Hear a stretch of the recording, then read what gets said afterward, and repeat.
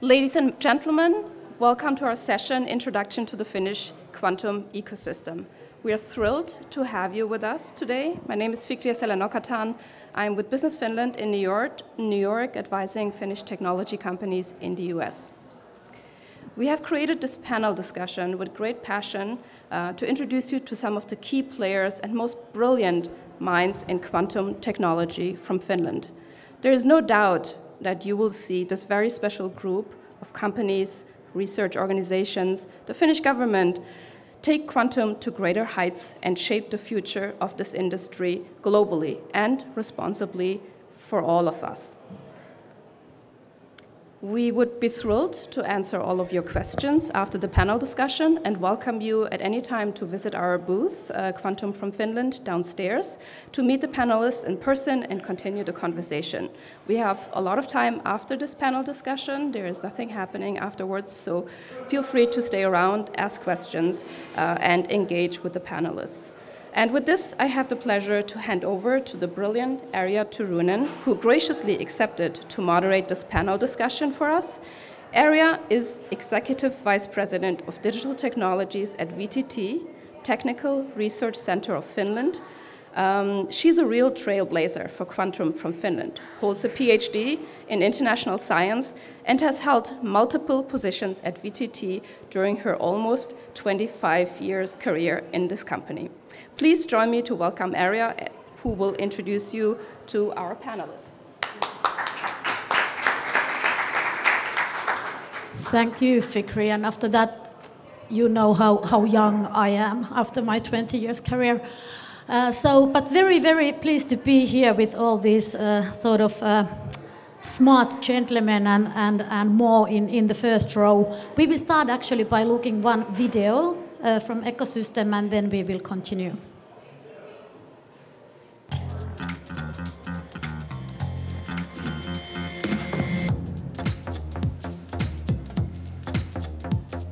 The roots of quantum technology in Finland date back to the 1960s.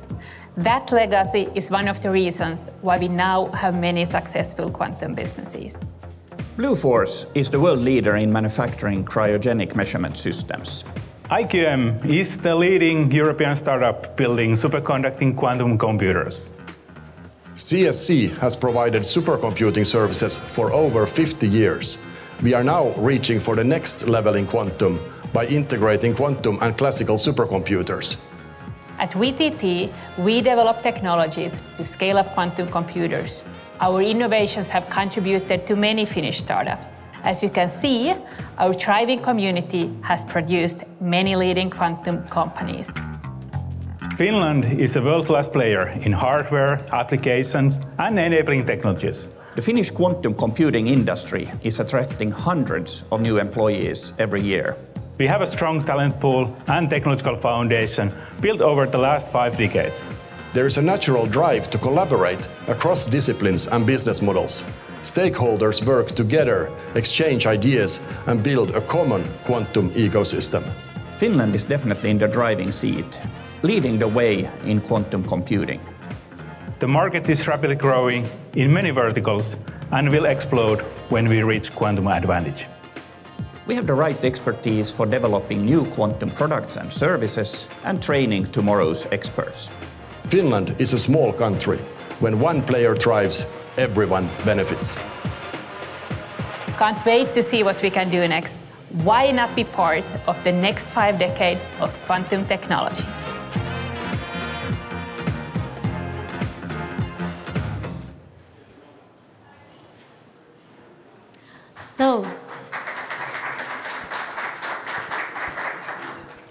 So that was the first peek for the quantum ecosystem, and now we will continue here in live. We will start first with very fast introduction round. So my name is Jonas Geust. I'm the Chief Operating Officer of Bluefors. We're a 600 people company and focusing on solving the cryogenics industrialization for the industry. Yeah, hi, good afternoon. My name is Jani Heikkinen. I'm Head of Business Development, Head of EMEA Sales and Consumer Network for Spain at IQM, so 3 roles, so very busy. And IQM is building a superconducting quantum computers, full stack on-prem, and we have about, well, not yet 300, but soon 300 people, and 5 locations. So headquarters is in Espoo, then Munich, Paris, Madrid, Singapore, and soon we will be having an office in the USA.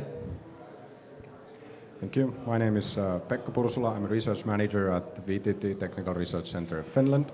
VTT is a research organization that does both publicly funded research and commission R&D to companies.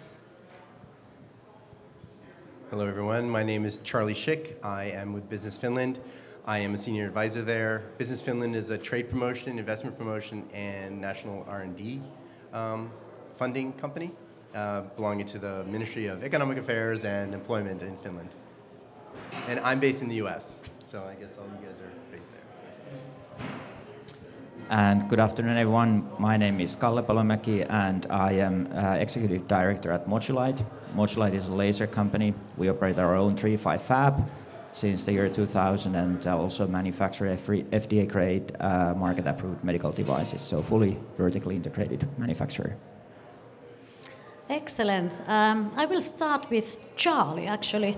So cold temperature and physics and quantum technology research was initiated in Aalto University already in the 60s by famous professor Olli Lounasmaa. Since that, the field has expanded to large ecosystem. What do you think? What makes Finland special in quantum technologies? Well, there's a lot of things that make Finland special, but focusing on the quantum side of things, I think there's 3 things that I can bring up that make it special. So the first one, to me, what always amazes me is the level of collaboration across folks who are doing research and doing business. The private and public partnerships that happen in Finland really are at the basis of that collaboration. And the other thing that I think is really good is that quantum is something that's coming at the national level, right? So there's a Finnish agenda in quantum. We have groups that are building ecosystems like the Finnish Quantum Institute, which is about 50 plus organizations in hardware, software, applications, in commercialization and education. And then there's organizations like ours, Business Finland, that also are looking to grow the ecosystem. We have a program, a quantum program, that is not focused just on ecosystem building, but also funding environment for these companies. And then, in works that I do, bringing investment in. But the interesting thing is, a lot of countries, when I hear the countries, they all say that as well. And so sometimes I wonder, how special does that make us?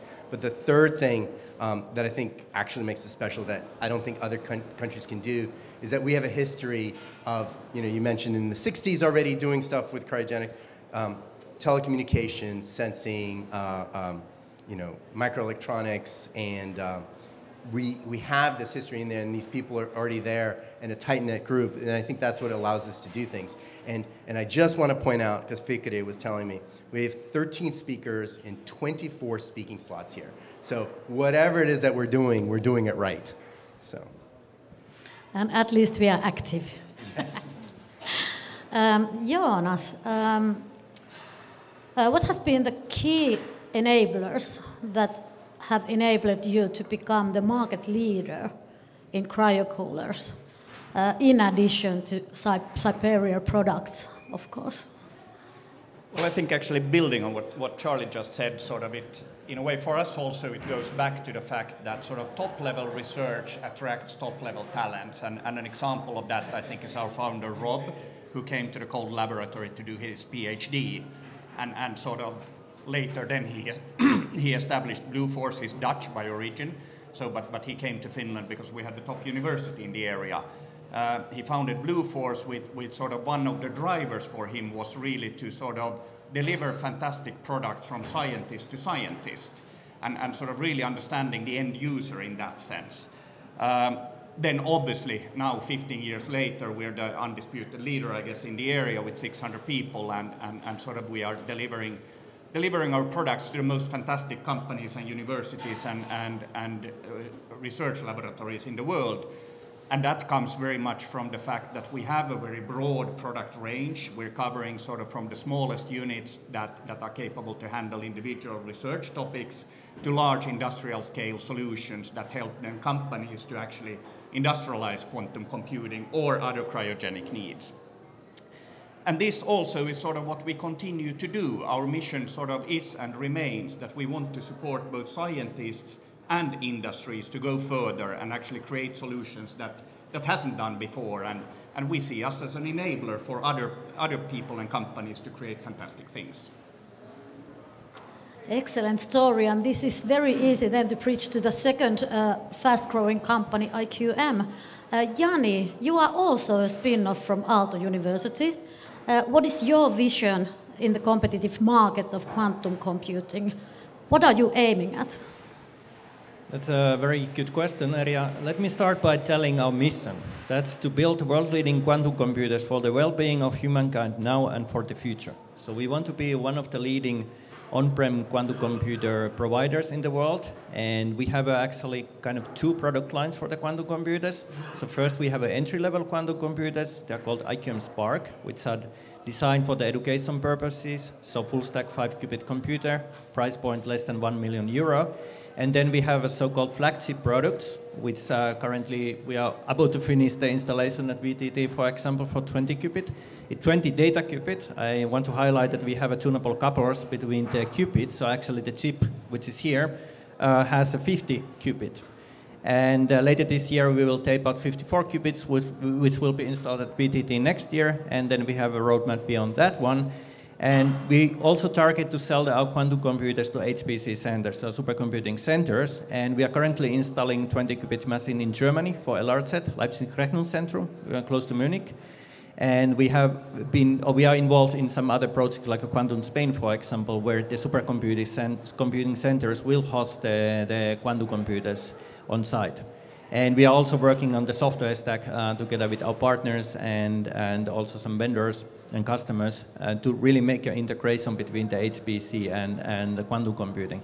Because we truly believe that the quantum computers will be accelerators in the future data centers, HPC centers, where certain workloads are run on quantum computers.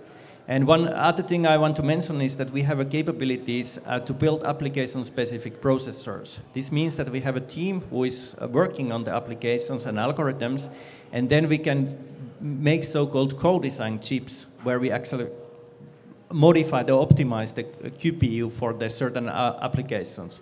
So we have done, for example, instead of square lattice, we have made a star-shaped lattice QPUs already and found an excellent result by it.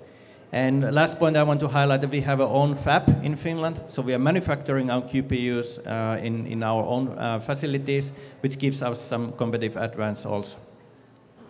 Great. Then I don't know if you know, but Finland also has very vivid photonic ecosystem, which of course have clear links to the quantum technologies. Kalle, what is Modulight bringing to the quantum community?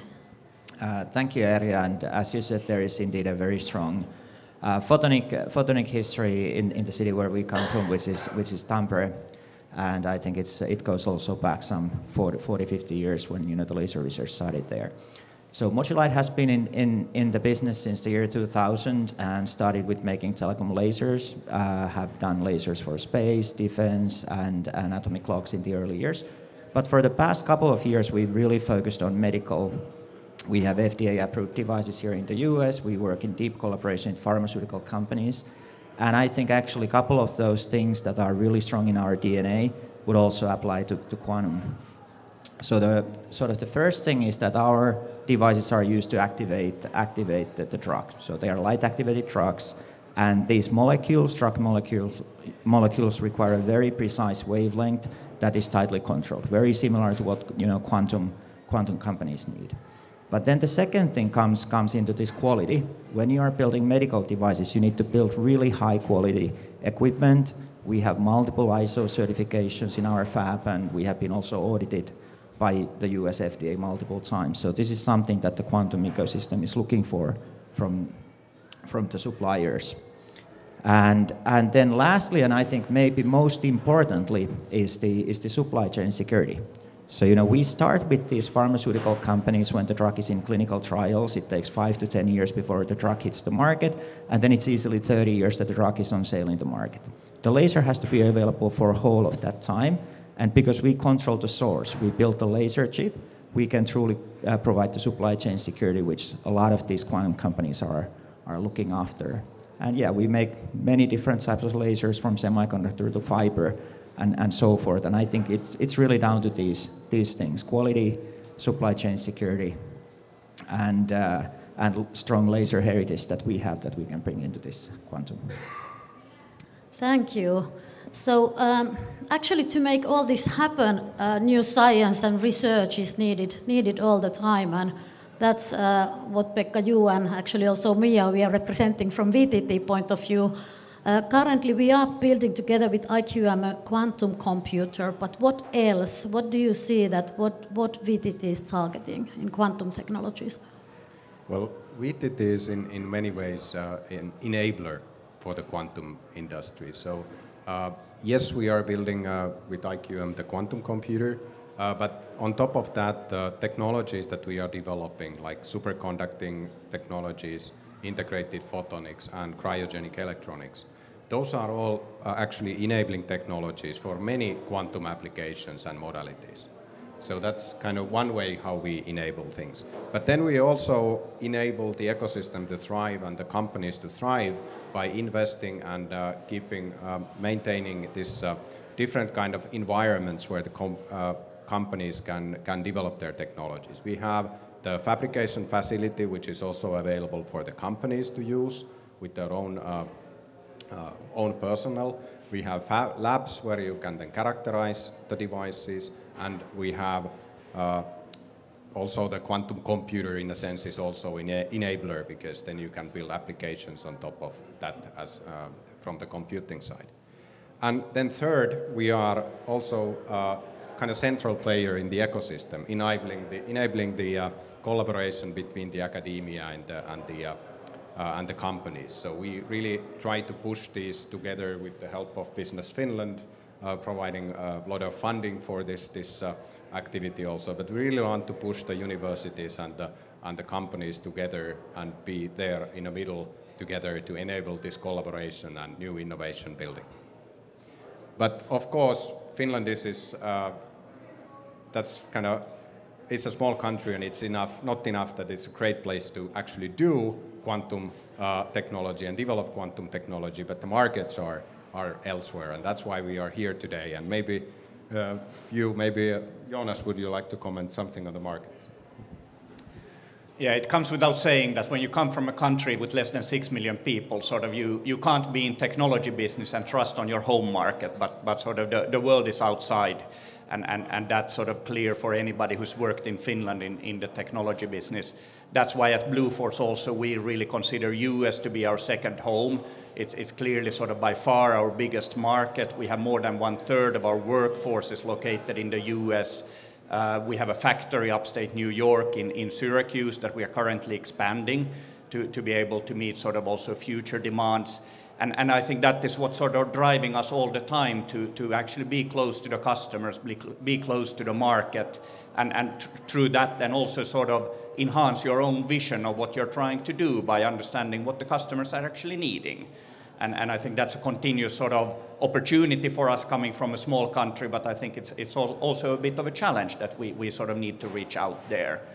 And maybe sort of on that note, I think another topic to discuss that is very topical for all of us is the access to talent and sort of what we can do on that phase. And Jani, you have been sort of on IQM sort of addressing that quite actively with your Spark product. So can you elaborate a little bit further on that?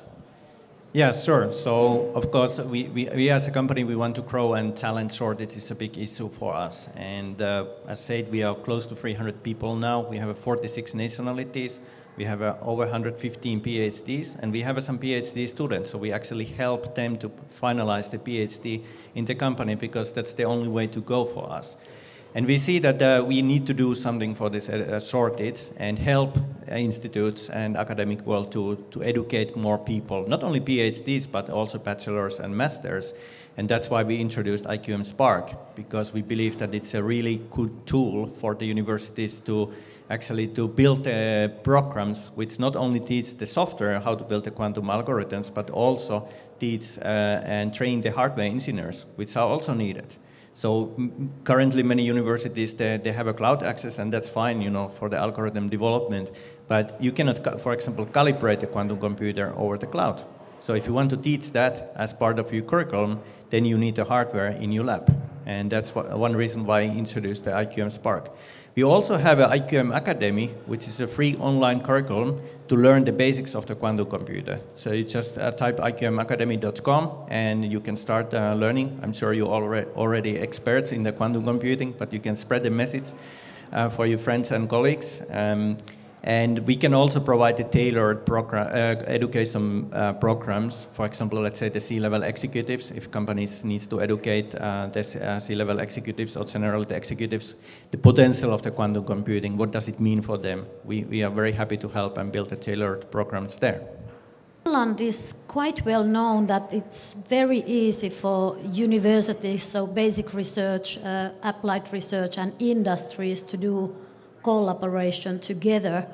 Why do you think, maybe I ask this one from Kalle, for example, why do you think that it's so easy in Finland?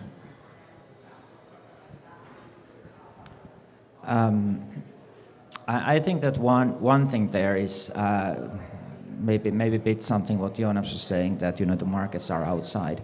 So what I think is really that it doesn't really make sense in Finland for companies to compete against each other, or you know be very jealous about the tech, but it's more that we are competing against bigger players out in the world, and it makes sense to unify the powers and find this collaboration so that we can win over really the big players in the market. I think that this is one key reason.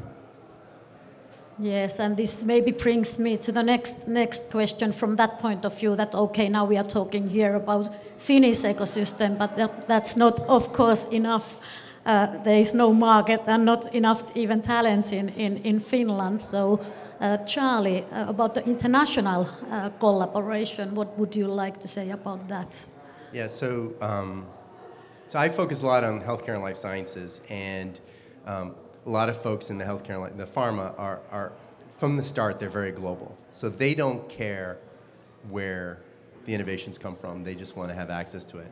And so for me, how I've been getting into quantum a lot is through these pharma who are striking up partnerships. And they realize, and if you look at how many companies are doing quantum in Finland, a lot of them are foreign companies. And a lot of the companies that we talk to, because I focus on attracting companies to Finland, they're looking to expand their international operations, but also they're looking to do their R&D in Finland, right? So the market's abroad, the R&D is in Finland. And so for me, what I'm seeing is like, how do we, use folks from abroad to help strengthen us in Finland to be able to then go globally and bring it. So I think we have skill sets that are valuable to folks elsewhere, and attracting them to come use us. And I think that's where the global collaboration can come in, is take advantage of what people have outside, take advantage of what we have inside, and grow that way.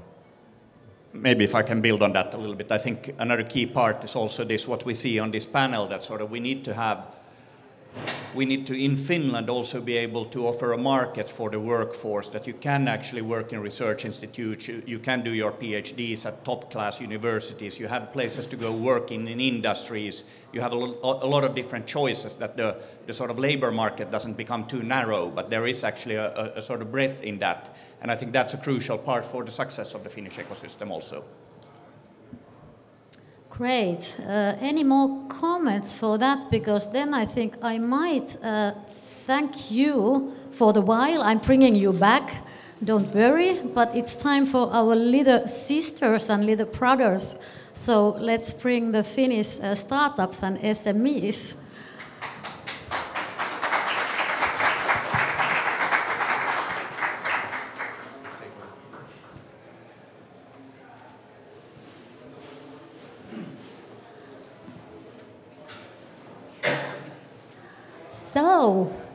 Again, let's start with the introduction round. Thank you very much, Erja. My name is Himadri Majumdar. I'm the CEO and co-founder of the youngest company in Finland, perhaps with the most ambitious outlook. So we build scalable, sustainable, and affordable quantum processors for the million qubit era. All right, thank you. My name is Jussi-Pekka Penttinen. I'm the CEO and CTO of Vexlum. Vexlum is a semiconductor laser company, more precisely a Vexel company, located in Tampere, Finland, and we have a subsidiary nowadays in Colorado, and we provide these lasers for atom and ion-based quantum computing and optical clocks. Hello everybody, I'm Juha Riippi, I'm CEO and co-founder of Quanscient, and Quanscient's mission is to remove the bottlenecks in engineering by providing more efficient simulation tools, which are cloud-based and quantum-based. And we're currently working with the likes of fusion energy companies, MEMS device manufacturers, and also looking very much into working with quantum hardware manufacturers to accelerate the R&D processes there. Good afternoon. My name is Vishal. I'm the co-founder and CEO of QuantrolOx. We are a spin-out of the University of Oxford, now headquartered in Finland, with offices in Oxford, Finland, and now in Switzerland, where my colleague is. Our focus is to develop automation software that automates the operations of a quantum computer, specifically the tuning and the calibration of quantum computers. Okay, I will start from Himadri. So SemiQon is the spin-off from VTT, actually. What is the vision and goal of your company? Thanks, Erja. Yes, we are very proud to be a spin-off from VTT, and we still have strong collaboration, like Pekka mentioned. So we are having access to the fab that is building where we are building our product. So it's a huge benefit for us to collaborate. About the goals, I think we have two different kinds of goals, of course, the product goals and the strategic goals. In the product side, like I mentioned, we build quantum processors for the million qubit era. So we based it on semiconductor silicon. And our goal is that we would be able to build processors that can potentially scale similarly as the Moore's law for the quantum domain. So that's our goal as a product.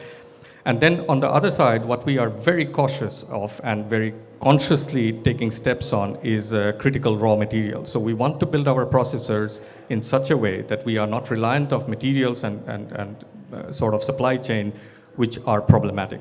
So that is one of our goals, to make sure we have a continuation of our product pipeline.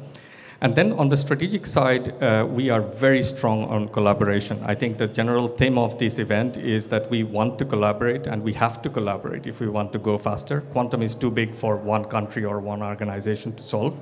So what we would like to do is have a lot more collaboration. And the reason for that is a bit selfish as well, because when we get to the million qubit era with our processors, we would like to kickstart the economy of more affordable quantum computers as well. So that is the place where we want to be at the right time in the right place.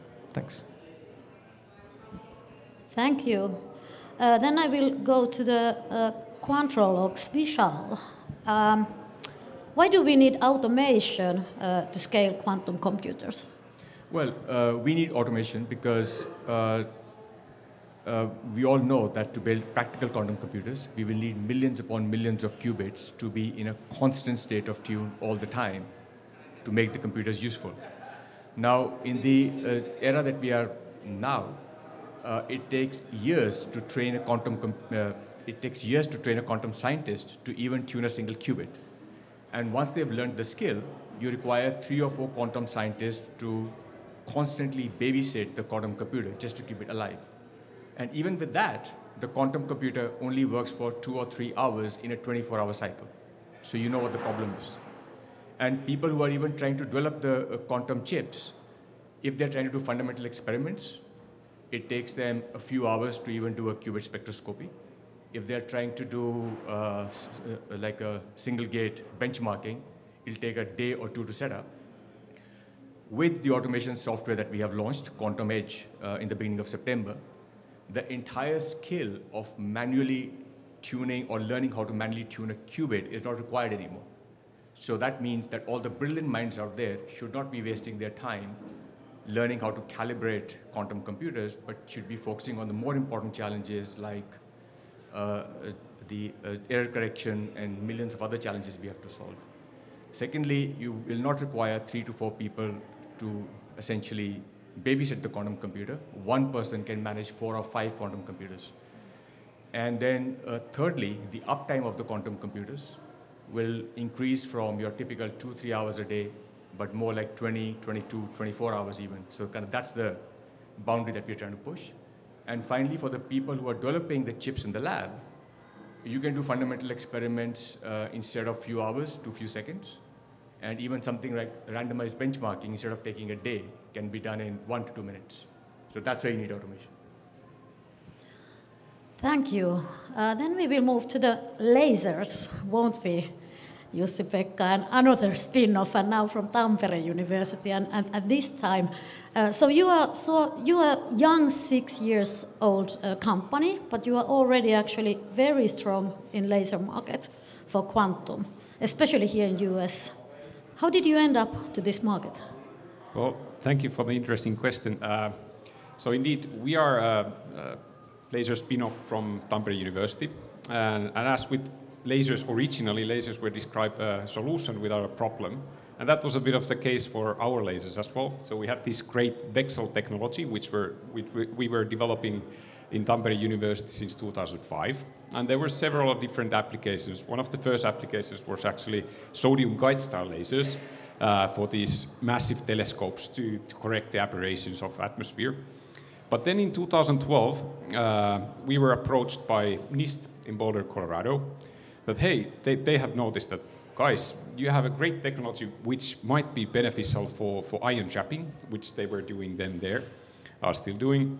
And they had problems, well, these lasers needed tools for these ion trapping systems, but they are typically, these wavelengths are quite tricky to come up with many other laser technologies, but the guys at NIST, they saw that, hey, with this Vexlum technology, we could actually tackle many of the challenging wavelengths for these ion trapping systems, and we started then developing these lasers, and as it turns out now, our technology was very successful for especially these applications, and is now considered enabling and even somewhat disruptive in this market. And this is the reason why we have a subsidiary in Colorado now, and we're growing well.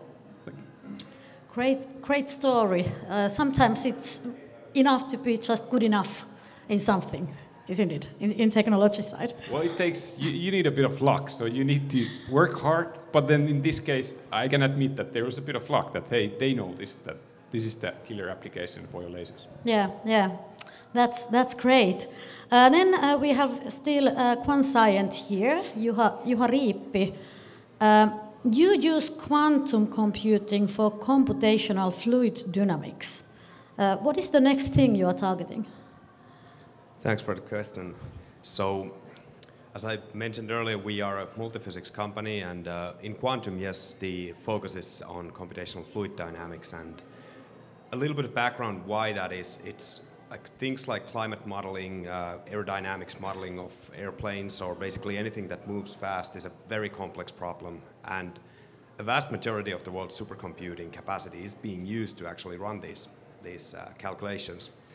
And with quantum, we can really kind of take that into the next level. So, for example, calculating an aerodynamics of an airplane accurately would take years, even with the present-day best supercomputers. And sorry. So, basically, our target for the next years in that are that we had a breakthrough in the summer of 2022 when we were actually able to run a CFD algorithm. It was a 1D, quite simple problem, but using real gate-based quantum computers with accurate results. And since then, we've been now expanding into 2D problems and moving well forward to 3D problems and kind of pushing the limits. And the goal is to reach or prove quantum advantage, albeit in a narrow state of simulations for CFD, within the next 2 years.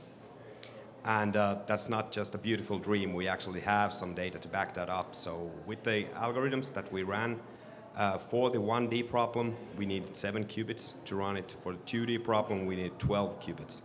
And the beautiful thing about the technology is that it scales exponentially into problem size when you add qubits, but the depth of the algorithm grows logarithmically. So with that, we have calculated that with just 60 to 80 qubits and about 800 CNOT gates, we can already start pushing the limits of what can be done in present-day supercomputers. And now we're looking actively into working with industry clients, also partnering with quantum hardware manufacturers to kind of showcase also what their computers can do with our algorithms. Thank you. Well, we have actually science and technology-based startups here, and how would you describe what is easy, and is there something what is very difficult in growing the company? Maybe I start from Himadri. Sure. I think the most difficult part has been discussed already. It's people with the right skill set. And being in a country like Finland, you have students who come out of universities and places like VTT, but there is a lack of it. And we don't want to have a situation where we domestic companies are fighting for the same skill set. So that is a big problem right now. And the other aspect is regulations, because in some cases we find that before we start with the technology, we try to put regulations in place, often with assumption-based decision-making. And that we need to do better by talking to policymakers, talking to politicians, that help them understand the deep tech, what is the point of the technology, and how it can sort of disrupt the future. And we should enable our companies so that we can be there at the right time in the right place. Sure. So maybe from Vexlum point of view, when you have a great technology, selling is actually quite easy. But then manufacturing and growing the manufacturing capability becomes hard, because you need to deliver. And so far we have been able to deliver. We are building our lasers really from the scratch, so growing the semiconductors, processing the chips, assembling the lasers, but instead of making software, when you make physical products, you have to actually have a factory to scale up that. Yeah. And on Quanscient side, I'd comment on that. So actually, we are building a cloud product, so delivery is very easy for us. We just create credentials, and you're good to go. But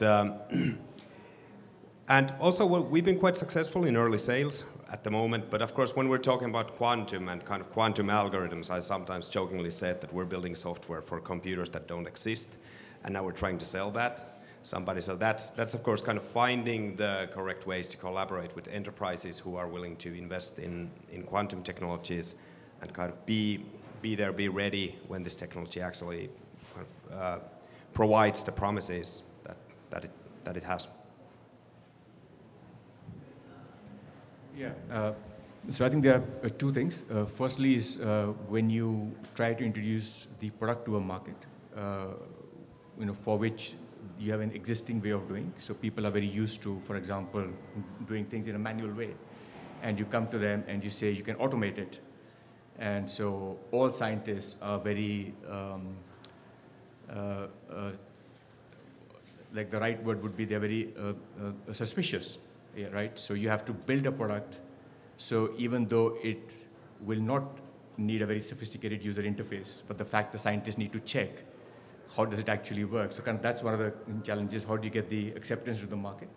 And the second thing for any, I would say, a deep tech or early stage company like us is the timing has to be right, because we have to be very careful how we grow the market. Because if we grow the team too fast, we increase our costs, and if the market cannot support it, then we'll die. And I think that's one aspect, is to not get taken by the hype, keep your feet on the ground when you grow the company. Yeah. Yes, I think timing, that's always the big question. And when you are dealing with the difficult stuff, you don't know when you will succeed. So how to handle the whole whole algorithm basically there. If you could give sort of one wish for the ecosystem, either for Finnish one or international one? What would be your wish?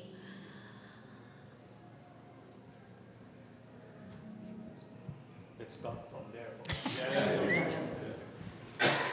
So if the people who were at the roadmap of IBM, they saw that their plan for like 1,000 or 100,000 qubit quantum computer was 2033. That's actually 10 years from now. And if we say we are going to need a few million qubits, so it's going to take a bit of time, right? Whether it's basically 10 years, 15 years, we just don't know. And the problems to solve are so many that I think any two quantum companies globally should not be in any sort of competition, but in partnership. I know that's ideal. We need some competition, but there are so many problems to solve that it's completely pointless trying to do something that somebody else is doing well. You know, just try and find something else.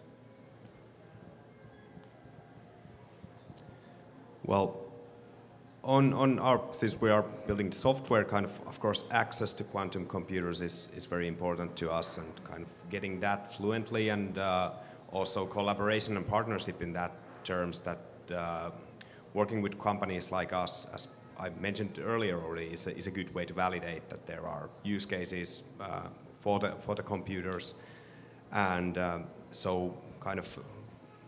And as it typically happens internationally, cloud-based access to the quantum computers makes, of course, things easier internationally to kind of get the users around the globe with the right talent to kind of come up with new use cases. Yeah, coming from the hardware side, most of the quantum companies are quantum computing systems. They are hardware. So I would my wish would be patience for everybody. It takes time to build hardware. Yeah, I agree with all the points, and then on top of that, what I would like to add is, it came up in the earlier discussions that public-private partnership is absolutely essential for deep tech to survive the first sort of drive, and this I think has been done well in Finland until now, but there is a lot more that the international community can do together to sort of facilitate more collaboration across the board, because the more we work together, the better the results we'll get. And then the public funding support has to be lesser and lesser, so we will stand in our own feet, so to speak.